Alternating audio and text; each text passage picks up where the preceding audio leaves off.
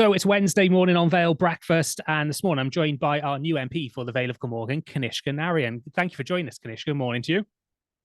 Okay, it's great to be here, Nathan. Thank you for having me. And first of all, I guess that question that was asked to Keir Starmer, how does it feel to be called an MP? Feels very weird. You'll know, Nathan, from social media and our conversations. I've been knocking doors for 18 months, primarily just talking about what I hope to do as a candidate. And so to now suddenly have overnight a change of that to MP and a real focus on what I can now actually deliver, it's a big shift. And how have those first couple of days been as an MP and being around Parliament and getting to walk around that building as an MP? And I suppose that excitement of so many new MPs, not just from the Labour Party, from all parties kind of joining there for the first time.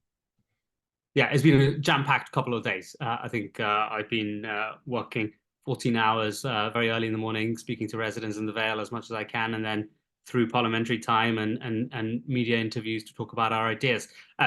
So two things I'd call out. One, I think, as you say, there's huge sense of optimism. I think you can see that in who is in the chamber. Over 200 new MPs for the first time, representing so many different parts of our country coming together in the hope that they can serve their communities well. So there's a real sense of excitement and optimism there. But there's also, I have to be very honest, a short-term sense of confusion because Parliament is not an easy place to navigate. I think we're all forming very slowly our mental maps of it. I've been told reliably by people who've been there for decades that it takes at least a few years, if not a decade, to get a complete sense of it. So I'm jogging my memory as much as I can every day to remember where I am.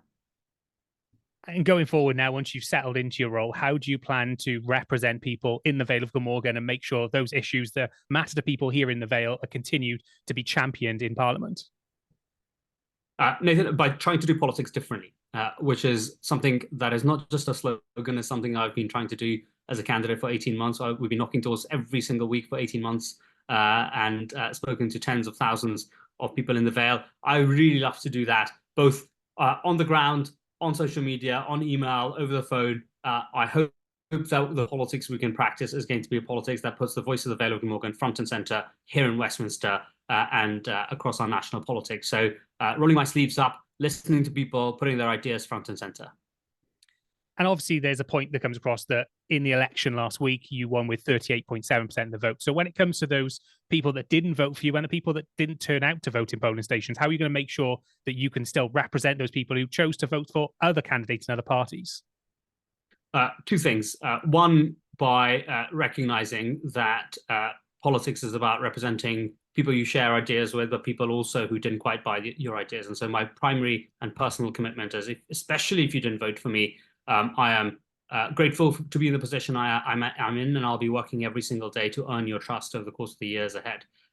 So that's the first personal commitment. But the second practical thing is an invitation. As I said, I've been out speaking to people, so many people on the doorsteps who haven't agreed with me, but who've disagreed agreeably. And I am really keen that over the course of the years ahead, I'm out there speaking to people. It's an open invitation. If you'd like a personal conversation, I would be really up for it. And let's go and have a conversation about how, whether we agree or not, I feel we're all working towards serving our community well. And I'd be really keen on speaking to as many of you as possible. And the previous MP, there were a lot of projects that were discussed over recent years, including things like the marina and the investment of £20 million into town centres in the Vale of Glamorgan. It's something that's divided opinion, I guess, on those projects. Where do you see projects like that continuing to happen in the future? Are they things that those investments are going to continue to come to the Vale of Glamorgan? Yeah, Nathan, let me just start by saying thank you to what our previous MP did. I know he'd been a long-serving member of Parliament for the Vale of Glamorgan, 14 years of service, and I think public service, regardless of partisan alignment, should be respected and valued, and I'm grateful for that.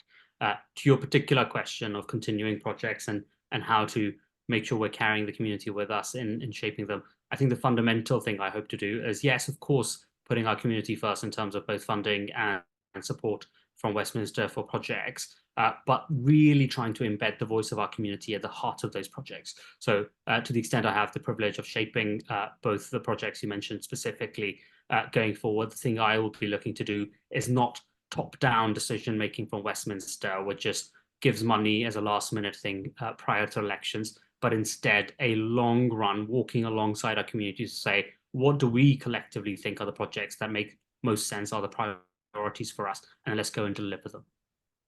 And finally, obviously, your role is to represent the people here in the Vale of Glamorgan. If people have issues, how can they now get in touch with you, and how can they raise a conversation or a concern or an issue with you directly?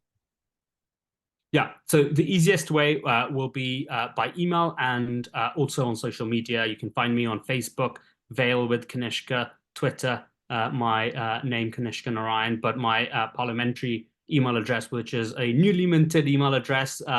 I think I've just been given it today. It's kanishka.narayan.mp@parliament.uk. You can also find it on the parliamentary website. So please get in touch. I have to be honest, I think you might have to be a bit patient because I have no members of staff at the moment and no office. It's me mostly at late night trying to respond to as many people as I can, but I'll be working really, really hard to make sure that we are delivering a prompt professional service as the parliamentary team.